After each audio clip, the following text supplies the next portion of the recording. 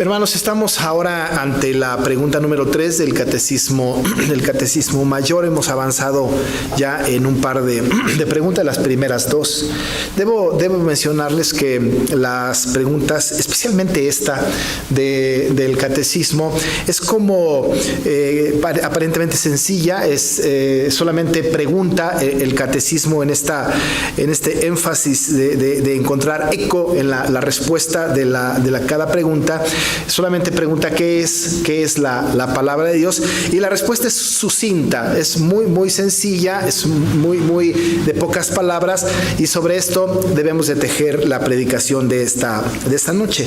La respuesta ante la pregunta ¿qué es la palabra de Dios? Según el Catecismo Mayor es: las Sagradas Escrituras del Antiguo y Nuevo Testamento son la palabra de Dios, la única regla de fe y obediencia. Esto es todo lo que el texto del Catecismo dice.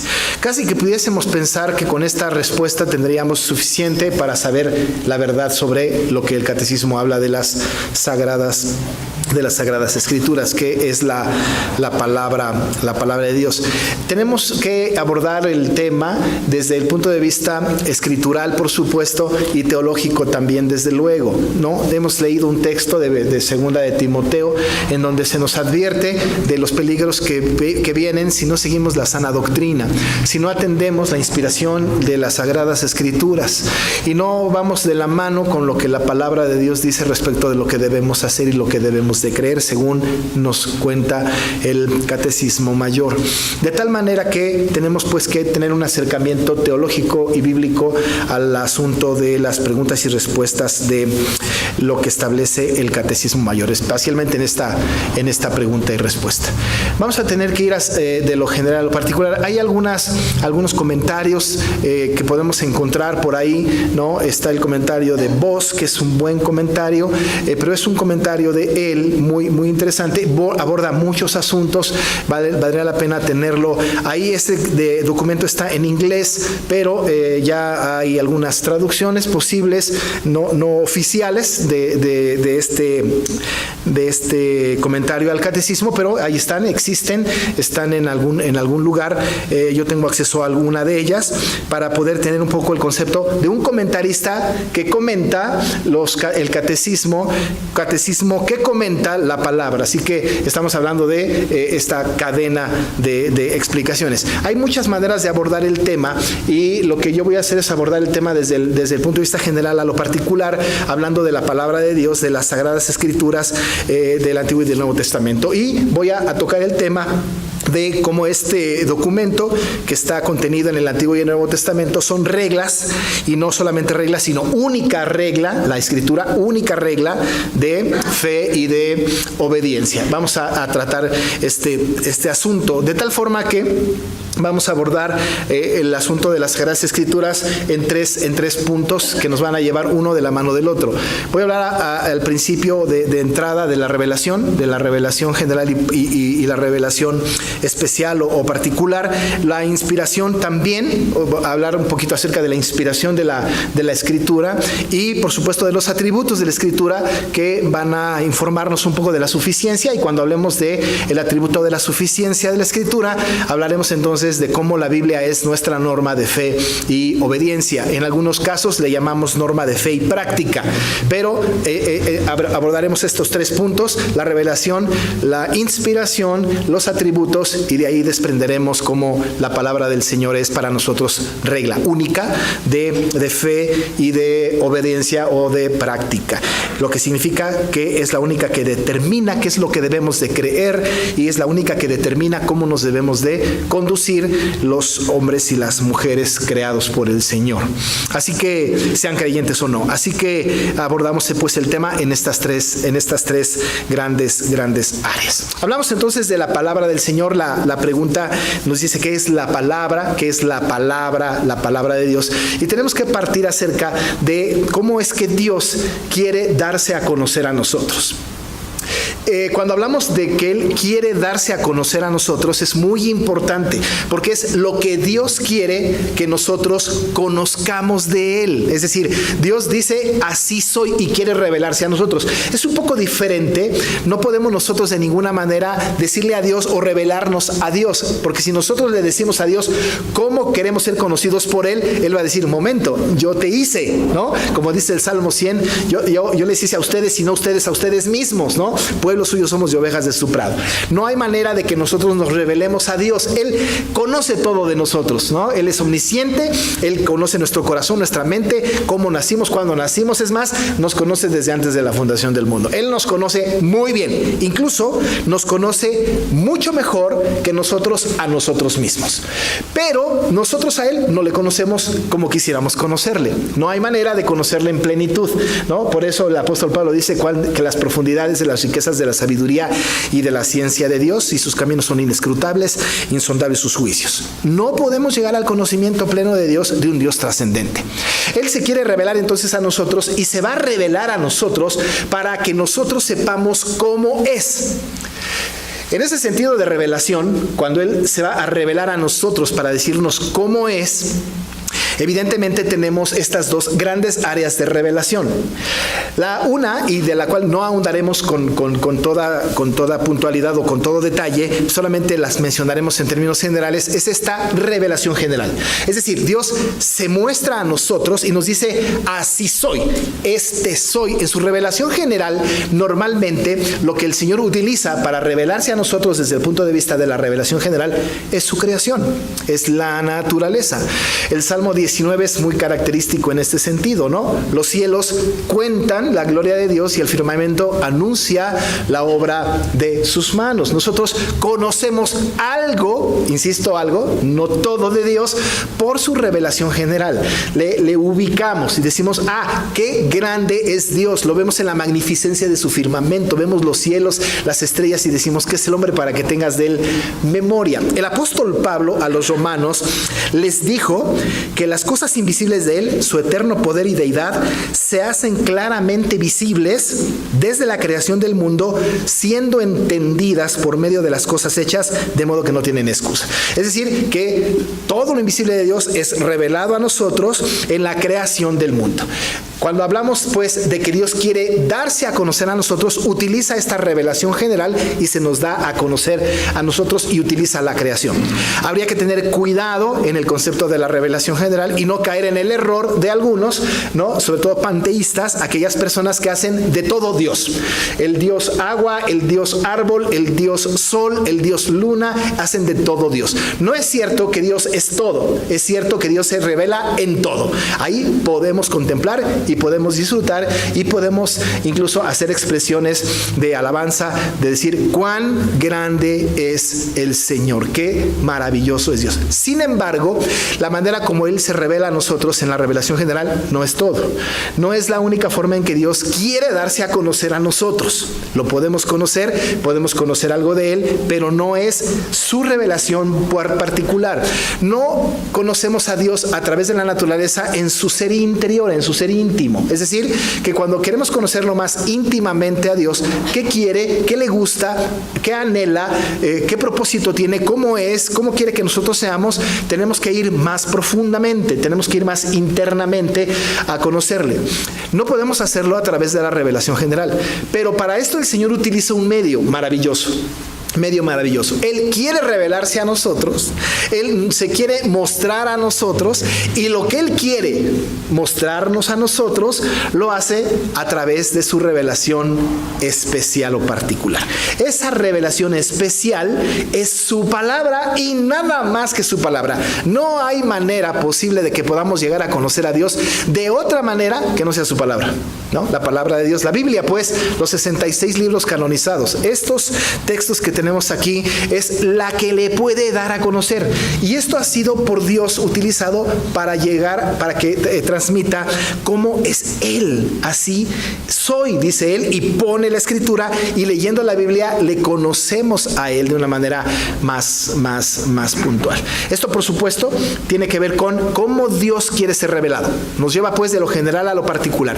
Él quiere darse a conocer por su revelación general y le conocemos, pero su revelación particular, su revelación especial, ¿no? Es la palabra del Señor, es la escritura, y ella es la que nos narra, la que nos dice, la que nos cuenta quién es Dios, a partir de la escritura. Por esto la pregunta es pertinente, por esto la pregunta del catecismo, ¿qué es la palabra de Dios?, nos viene bien. Es la revelación de Dios, es lo que Dios quiere mostrarnos a nosotros, y está contenida tanto en el Antiguo Testamento como en el Nuevo Testamento.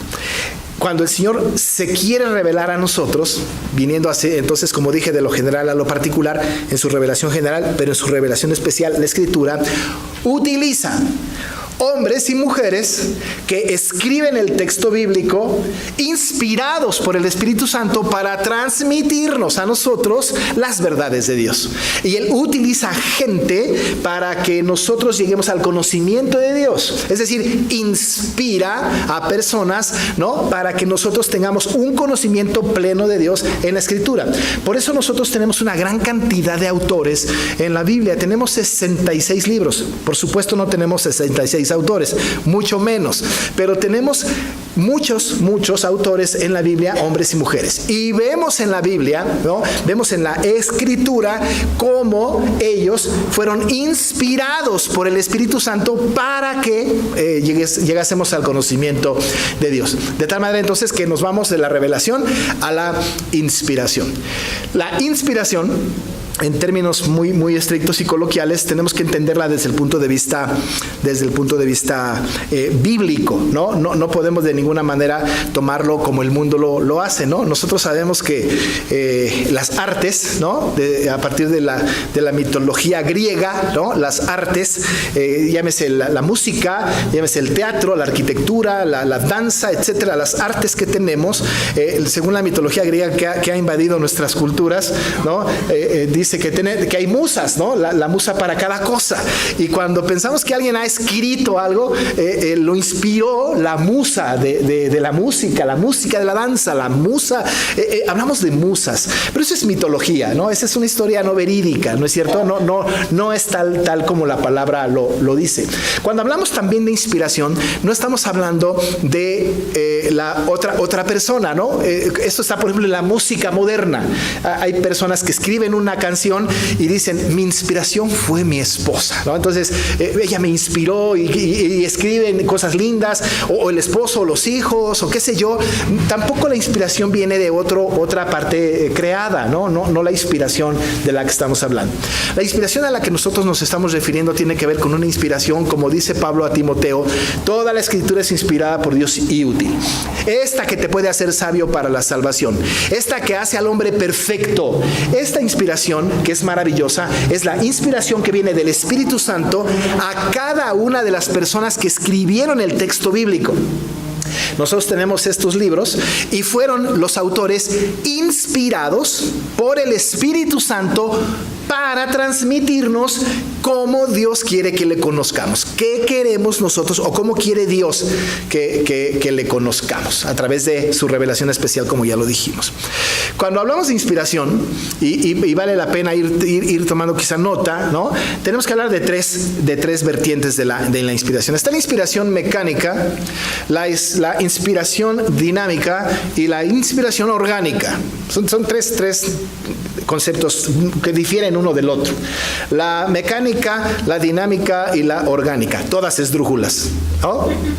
Estas tres modelos o formas de inspiración las tenemos que revisar porque son las que justo algunos pensadores han tocado en algún momento. Cuando se habla de la inspiración mecánica, que es falsa, que no es correcta, es aquellos que dicen que el Espíritu Santo violenta la voluntad, el entendimiento, de las personas y hacen que en un estado, ¿no?, de éxtasis determinado escriban lo que el Espíritu Santo dicta, ¿no? Es decir, es como si de repente el escritor haya tomado su pluma, ¿no?, y de repente, no sé qué está pasando, estoy escribiendo, yo no quiero, pero estoy escribiendo. Esa es inspiración mecánica. Están obligados por el Espíritu Santo para escribir sin que ellos pongan de su voluntad, de sus características, de su cultura, de sus condiciones particulares. La inspiración mecánica entonces habla de que el Espíritu Santo, sin considerar las características de la persona que escribió, interviene y hace que la escritura se escriba. Esto es erróneo. Esto no sucedió de esta manera. Por supuesto que es equivocada la inspiración mecánica. La inspiración dinámica va al otro extremo. La inspiración dinámica, dicen, no hay Espíritu Santo. Es decir, el Espíritu Santo no intervino. Lo que sucede es que cada hombre que escribió, cada autor de la escritura que escribe un libro, lo escribe, ¿no?, gracias a la cultura de su tiempo, gracias a las condiciones en las que vivió, en su relación personal que tenía con un Dios de esa época, y escribe con toda la libertad sin haber sido inspirado por el Espíritu Santo, ¿no? Y luego todo coincide en una historia completa de la Escritura, ¿no? Ellos descartan la inspiración del Espíritu Santo y dicen es una inspiración dinámica. Solamente el hombre por sí mismo, per se, hace y sin influencia de ninguna índole. Pero por otro lado, está la inspiración orgánica. La inspiración orgánica no es una combinación de la mecánica y la dinámica. Sin embargo, cuando estamos hablando de la inspiración orgánica, estamos hablando de que efectivamente el Espíritu Santo inspira, pero por otro lado respeta, ¿no?, para utilizar una palabra muy de nosotros, las características personales del autor, las circunstancias históricas, la cultura en la que están viviendo, e inspira a las personas para que escriban el texto bíblico o el texto que es inspirado por el Espíritu Santo a partir de sus características personales. De tal forma que cada autor escribe, y casi pudiésemos nosotros en cada estudio de cada libro de la Biblia, casi pudiésemos dar una buena referencia de qué situaciones tenía el autor, en qué situaciones estaba, por qué estaba pasando, qué cosas había en su mente. Si leemos Jeremías o Lamentaciones, podemos darnos cuenta de que este profeta era muy chillón. Es decir, estaba respetando sus características personales y estaba siendo inspirado por el Espíritu Santo para tener a la postre una revelación maravillosa de Dios para nosotros. Respetó el Espíritu esto y orgánicamente inspira al autor para que tengamos este conocimiento. El apóstol Pablo, cuando escribe, él nos da mucho de sus características personales y de su propia vida. Él dice cosas como, miserable de mí. Esto, dice, bueno, fue inspirado por el Espíritu Santo, pero estaba siendo inspirado Pablo en su propia condición. Él habla de sus sufrimientos siendo inspirado por el Espíritu Santo también. Es decir, que la inspiración orgánica, ¿no?, respeta, el Espíritu inspira y respeta las características particulares de cada autor. No solamente las personales, pero las culturales, las de su tiempo, las de su entorno. Los que estamos estudiando el libro de Apocalipsis pueden saber muy bien este asunto, porque cuando hablamos de la visión que recibe Juan, por ejemplo, del Señor, que los cielos se abren, él utiliza las expresiones de su tiempo para plasmarlas en la revelación, y entendemos esto por las circunstancias de su tiempo. Dice, por ejemplo, que escuchó un ruido como estruendo de muchas aguas, porque era lo que en ese tiempo él escuchaba, era parte de su cultura, era lo que a él le parecía más escandaloso. Si estuviéramos Juan estuviera escribiendo en esta época, diría, el ruido era como la alarma sísmica, ¿no? Es decir, utilizaría un concepto de nuestra cultura que fuera muy conocido, ¿no?, de nosotros, y que dentro de algunos 1000 años adelante alguien dirá, ¿qué era esto de la alarma sísmica? Y tendrían que hacer un exégesis de la alarma sísmica. Como nosotros hacemos un exégesis del bramido de las muchas aguas. Respeta condiciones, respeta características, respeta cultura, respeta el espíritu, pero inspira. La inspiración orgánica es la inspiración que el Señor utilizó para que los escritores, insisto, nos dieran a conocer a Dios. Dios se reveló a nosotros a través de todos esos escritores de manera orgánica para que le llegásemos nosotros a conocer, y utilizó la escritura para tal efecto. Pero no solamente, ya dijimos, no solamente la revelación, no solamente la inspiración, pero ha dado atributos, los atributos de la Escritura. Nosotros cuando hablamos de atributos, por supuesto, nos vienen a la mente algunos atributos. Los atributos son las características particulares de la Escritura. Es lo que la Escritura es. Hablamos de los atributos, por ejemplo, de la Escritura y mencionamos o podemos mencionar la inerrancia, no hierra, la infalibilidad no falla, la inmutabilidad no cambia, la perspicuidad es clara y la suficiencia, solo la Biblia. Hablando de estas características o de estos atributos, ¿no?, que hemos mencionado, y los repito, la inerrancia, la infalibilidad, la inmutabilidad, la perspicuidad y la suficiencia de la Escritura son atributos muy importantes para nosotros. Cuando hablamos de estos atributos, estamos dándole la virtud de perfección a la Escritura, ¿no es cierto? Cuando decimos no hierra, ¿no?, porque es inerrante, estamos hablando de que no tiene ninguna falla, no hay error. Asunto que hasta nuestros catecismos tienen, nuestros credos tienen. Cualquier documento del mundo falla. Es infalible porque da en el blanco. Nuestros documentos del hombre, los que no es la Biblia, no dan en el blanco, no siempre. La Biblia es inmutable, no cambia. Lo mismo que escribió, el mismo Espíritu Santo que inspiró a Moisés para escribir el Pentateuco, es el mismo Espíritu Santo que inspiró a Juan para escribir Apocalipsis. El mismo. Cuando el Espíritu estaba inspirando a Moisés para escribir el Pentateuco, ¿será que no sabía cómo iba a inspirar a Juan para escribir Apocalipsis?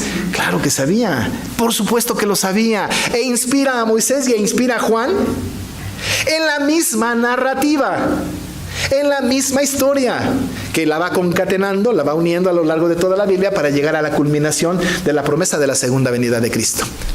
La Biblia pues es inmutable, no cambia de parecer, no podemos hacer una reingeniería de la Biblia ahora, es inmutable, la misma ayer, hoy y será la misma por siempre. La Biblia es perspicua porque es clara.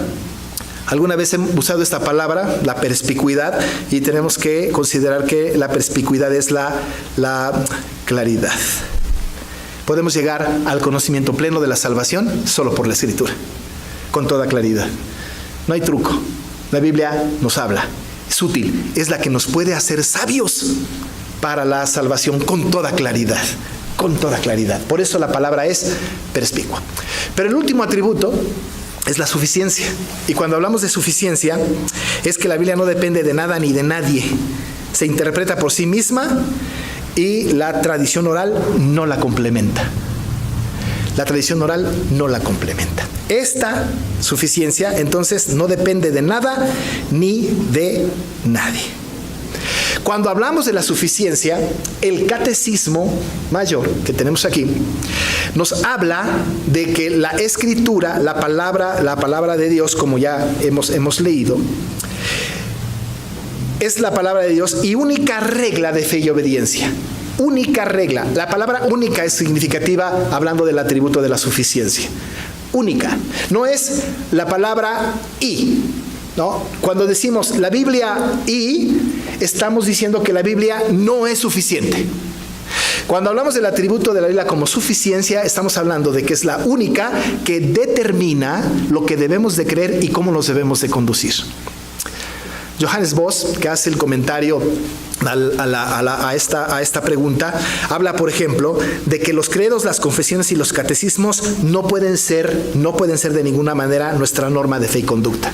Si alguno de nosotros dijéramos, nuestra norma de fe y conducta, lo que debemos creer y lo que debemos hacer está contenido en las confesiones, no es así. La única es la palabra. Ahora, las confesiones y los credos se apegan a la Escritura y nos dirigen, pero no es la autoridad máxima.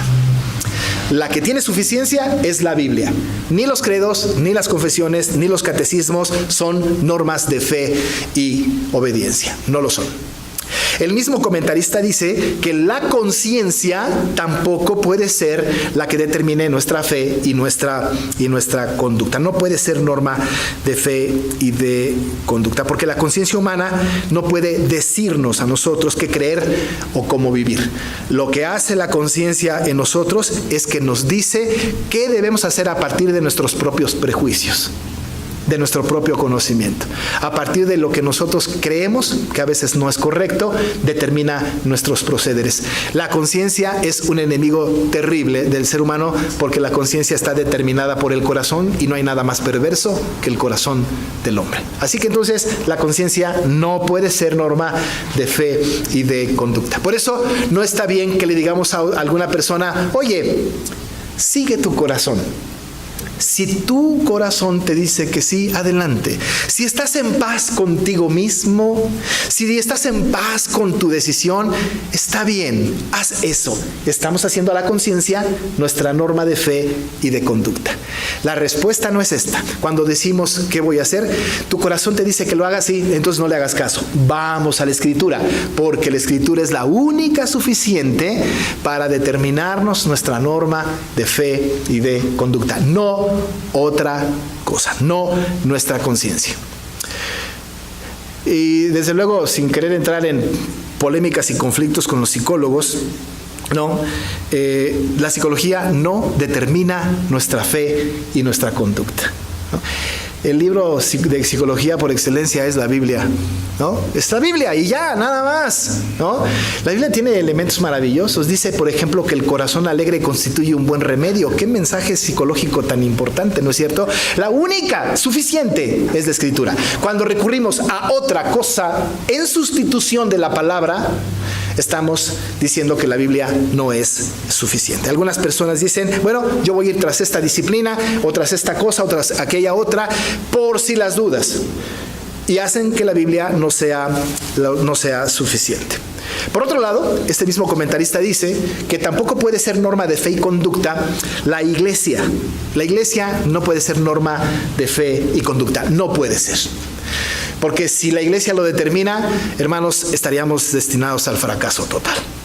No es así. Quien sí piensa que es así es la Iglesia Católica Romana.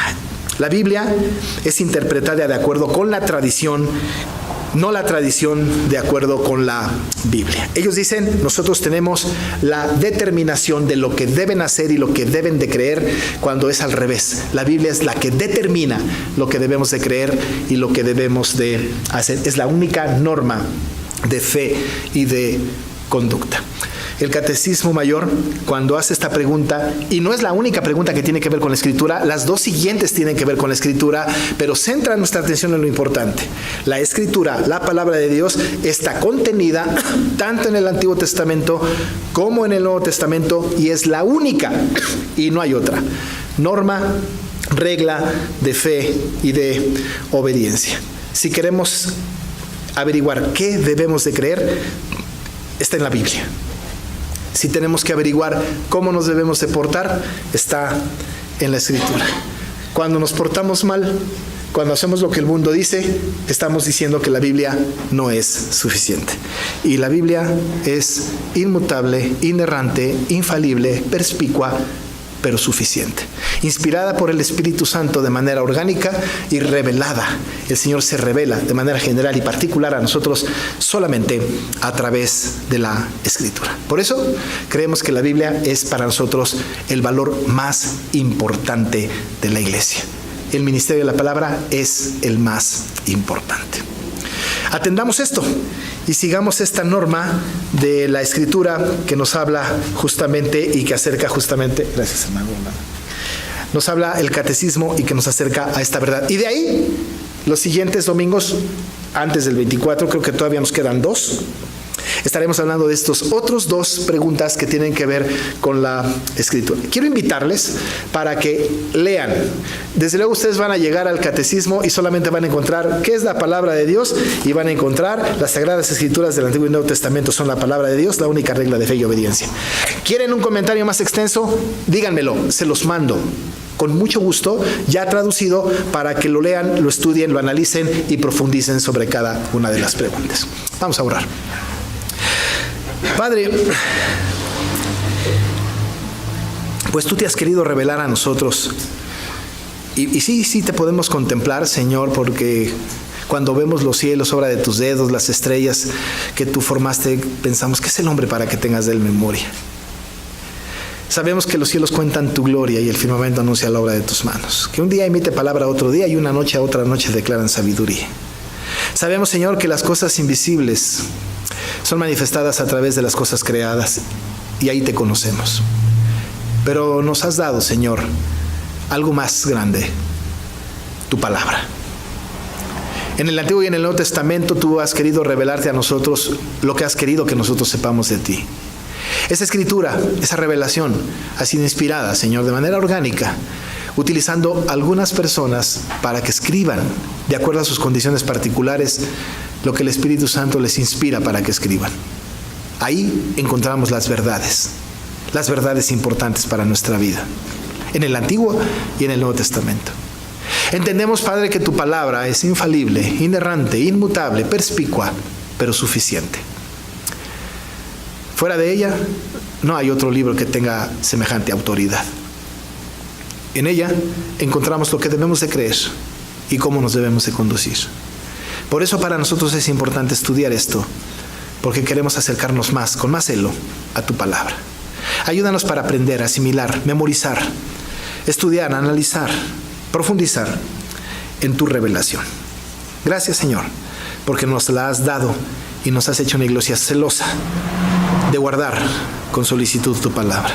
Bendícela y haz que nosotros, Señor, anhelemos esta palabra tan vehementemente que la hagamos nuestra delicia. En el nombre de Jesús. Amén.